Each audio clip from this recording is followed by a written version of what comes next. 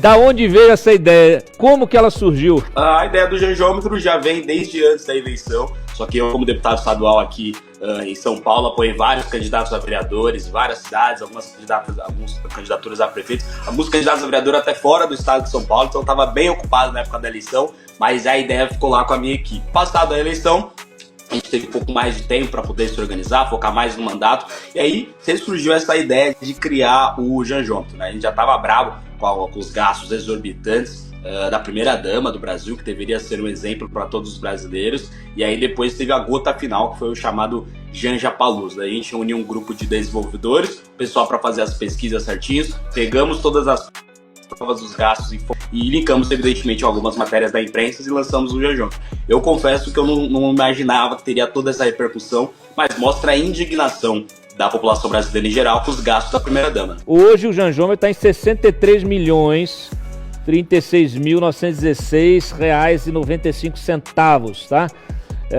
Tá aí o que. Isso aqui inclui o quê, Guto? Quais são os gastos que estão incluídos no Janjômetro? A gente colocou, por exemplo, eu não vou citar todos aqui, mas, por exemplo, Janjapalooza, foram 33 milhões de reais do dinheiro público, do orçamento brasileiro, que foi para uma ideia da Janja, que culminou em cachês de mais de 30 mil reais para artistas que não precisavam de cachês pagos pelo dinheiro público, pelo tamanho desses artistas, aquele show lá contra a fome, que não se combateu a fome em nenhum momento, e ela, né, xingando o Elon Musk, praticamente criando ali uma briga com o próximo presidente dos Estados Unidos, que é o Donald Trump. Então, para isso que foi esses 33 milhões de reais. Aí tem reforma do palácio, que ela colocou ali, tapetes de mais de 50 mil reais, tá tudo bem provadinho. O que a gente conseguiu fazer no Janjômetro, né? Pegar as fontes oficiais desses gastos e linkar com as matérias da imprensa, para depois não ter imprensa falando que é fake news, que é desinformação. Não, a gente tá colocando inclusive matérias da imprensa mostrando, e a gente já tá chegando ali,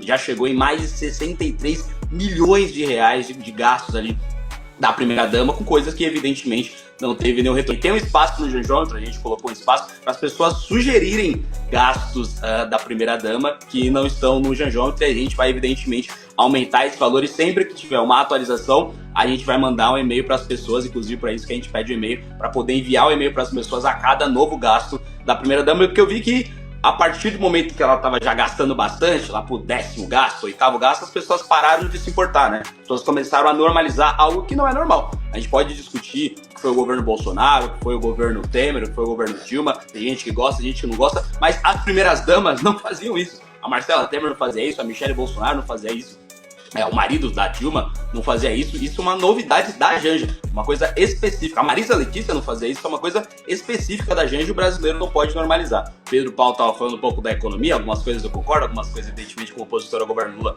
eu discordo, mas ele falou que o poder de compra dos brasileiros está diminuindo. As pessoas não estão vendo esse suposto crescimento do governo Lula que ele citou. E nesse mesmo governo Lula, onde as coisas estão ficando mais caras, onde o poder de compra está diminuindo, a primeira-dama já torrou 63 milhões de reais sem ter cargo. Ela não é presidente de poder, não é ministro de STF, não é presidente da República, não é governadora, não é deputada. Mesmo se fosse, ainda não poderia ter esses gastos. Agora, não tem cargo nenhum. A principal função dela é ser um símbolo para o Brasil, um símbolo para fora do Brasil, ser a esposa do presidente da República, não ficar torrando 63 milhões de reais do dinheiro suado desse povo que está tendo seu poder de compra cada vez menor. Meu nome é Guto Zacarias, um dos poucos deputados que fazem oposição ao PT. Guto Zacarias, esse jovem talento. Para mais conteúdos como esse, me siga nas redes sociais.